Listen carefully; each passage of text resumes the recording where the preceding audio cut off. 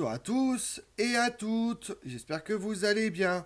Aujourd'hui on s'intéresse à l'énigmatique Indus, contemporain de l'Égypte pharaonique et des cités mésopotamiennes. La civilisation de l'Indus est restée totalement inconnue jusqu'au XXe siècle. Pourtant, pendant près d'un millénaire, elle a développé une culture fondée sur l'écriture, l'urbanisation et une économie agricole prospère. Vous voulez en savoir plus sur l'énigmatique Indus? Venez avec moi. La civilisation de la vallée de l'Indus est souvent comparée aux cultures beaucoup plus célèbres de l'Égypte et de la Mésopotamie, mais il s'agit d'un développement assez récent.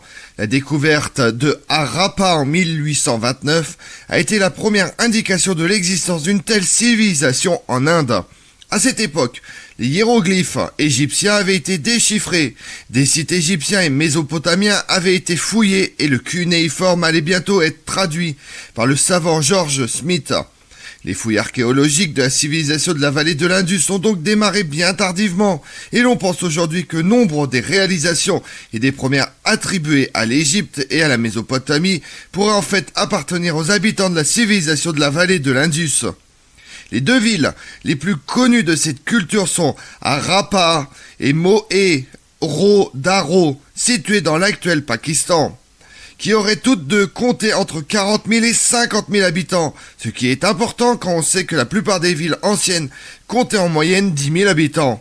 La population totale de la civilisation aurait été de plus de 5 millions d'habitants, et son territoire s'étendait sur 1500 km le long des rives de l'Indus, puis dans toutes les directions. Des sites de la civilisation de la vallée de l'Indus ont été découverts près de la frontière du Népal, en Afghanistan, sur les côtes de l'Inde et autour de Delhi, pour ne citer que quelques endroits. Les symboles et les inscriptions sont les artefacts des peuples de la civilisation de la vallée de l'Indus, qui ont été interprétés par certains chercheurs comme un système d'écriture reste à déchiffrer. Les archéologues évitent donc généralement de définir une origine pour la culture, car toute tentative serait spéculative. Tout ce que l'on peut savoir de cette civilisation à ce jour provient des preuves matérielles mises à jour sur différents sites. L'histoire de la civilisation de la vallée de l'Indus ne peut donc être donnée qu'avec la découverte de ces ruines au XIXe siècle. James Lewis était un soldat britannique servant dans l'artillerie de l'armée de l'Est India Company, lorsqu'en 1827 il déserte avec un autre soldat. Afin d'éviter d'être repéré par les autorités, il change son nom en Charles Manson. Il se lance dans une série de voyages à travers l'Inde. Manson était un numismate, collectionneur de pièces, de monnaie, passionné qui s'intéressait particulièrement aux pièces anciennes et en suivant diverses pistes. Il finit par fouiller lui-même des sites anciens. L'un de ces sites était Harappa, qu'il découvre en 1829. Il semble avoir quitté le site assez rapidement, après en avoir fait un état dans ses notes, mais ne sachant pas qui aurait pu construire la ville. Il l'attribue à tort à Alexandre le Grand lors de ses campagnes en Inde vers 326 avant Jésus-Christ. Dans la région de l'actuel Pakistan coule le fleuve Indus, venu des pentes de l'Himalaya et poursuivant son cours jusqu'à la mer d'Oman. Il a donné son nom au sous-continent indien. C'est sur ces berges, 5000 ans avant Jésus-Christ, que se sont regroupés les peuples de la région pour fonder à partir de 2600 avant Jésus-Christ une brillante civilisation dont on cherche à percer les mystères actuellement. Le climat de la vallée de l'Indus pendant l'Antiquité était très différent de celui d'aujourd'hui. Chaud, humide, la région était verdoyante et riche de vie sauvage. C'est selon les chercheurs ce qui a donné aux habitants une prospérité unique dans cette partie du monde. C'est aussi le climat qui est probablement à l'origine de l'effondrement subi de la civilisation de l'Indus, aussi appelé Harappa. Un assèchement rapide des cours d'eau régionaux, peut-être un événement sismique qui aurait détourné le cours du fleuve et chassé les habitants vers l'est.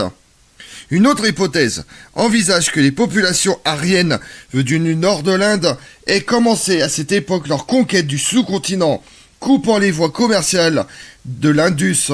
Cependant, les archéologues n'ont trouvé aucune trace de déplacement de population à cette période de l'Antiquité indienne. Ce sont les premières images satellites au XXe siècle qui ont permis de redécouvrir cette civilisation antique et d'orienter les recherches vers l'ancienne vallée du fleuve. On sait aujourd'hui que les Indusiens étaient de grands bâtisseurs, qu'ils possédaient une écriture que l'on n'a toujours pas réussi à déchiffrer, qu'ils maîtrisaient l'irrigation, l'agriculture, et qu'ils avaient développé un immense réseau commercial par voie de terre ou de mer, incluant les pays du Golfe arabique, l'Afghanistan actuel et la Perse. La civilisation de l'Indus reste encore très mal connue, certaines questions fondamentales n'ayant pour l'instant reçu aucune réponse. Quelle langue parlaient les Indusiens? Leur écriture était-elle à l'origine du sanskrit? Leur religion a-t-elle évolué vers l'hindouisme actuel? À ce jour, on a retrouvé 1 millier de sites de la civilisation arapéenne, dont de nombreuses villes comme Dholavira, Guani, Ra'ala, Rapa, Lothal, Mohenjo-Daro et Rakakari. On en déduit qu'à son apogée, la population indusienne devait dépasser les 5 millions d'habitants. C'est en fouillant les sites urbains que les archéologues ont eu leur première surprise. Aucun palais, aucun temple n'a été retrouvé. Il semble que cette civilisation ait prospéré pendant près d'un millénaire, sans autre forme d'État, sans armée et sans classe religieuse. Aucune guerre de conquête, aucun héros à chanter, aucun dieu à honorer. Et pourtant, on a la preuve d'une société structurée et organisée. Cette civilisation aurait essentiellement prospéré grâce au commerce, les principales constructions exhumées étant des greniers et des installations hydrauliques. En effet, la vallée fertile de l'Indus produisait de grandes richesses que les habitants ont su vendre et échanger dans des régions très lointaines. On a la preuve de ce commerce par des tablettes d'argile sumériennes datées de 2000 ans avant Jésus-Christ. Les denrées, pois chiches, sésame, dattes, coton, mais aussi pierres fines, étaient acheminées par bateau ou par voie terrestre, grâce à des chars à bœuf. Par ailleurs, le surplus alimentaire servait à nourrir les populations urbaines qui se répartissaient entre artisans et bâtisseurs.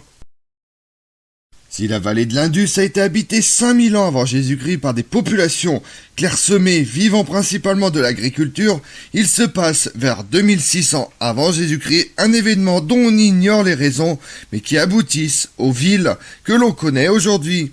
En effet, l'urbanisation des Arapéens semble avoir été réfléchie et planifiée. Par qui et pourquoi? Mystère.